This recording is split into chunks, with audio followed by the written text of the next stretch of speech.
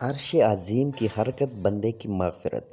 حضرت ابو ہریرہ رضی اللہ عنہ سے مروی ہے کہ آپ صلی اللہ علیہ وآلہ وسلم نے فرمایا، اللہ تعالیٰ کے لیے عرش کے سامنے ایک نور کا ستون ہے، جب بندہ لا الہ الا اللہ کہتا ہے تو وہ ستون حرکت کرنے لگتا ہے تو اللہ تعالیٰ اسے خاموش رہنے کا حکم دیتے ہیں۔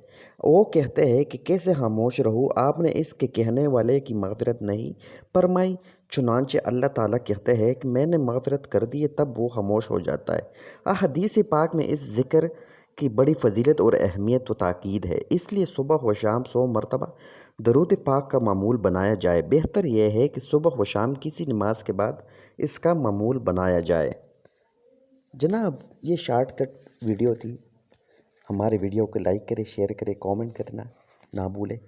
انشاءاللہ نیکسٹ ویڈیو میں ملاقات ہوگی۔ تب تک کے لیے رکھے گا اپنا اور اپنے پیاروں کا بے تحاشا خیال۔ فی امان اللہ۔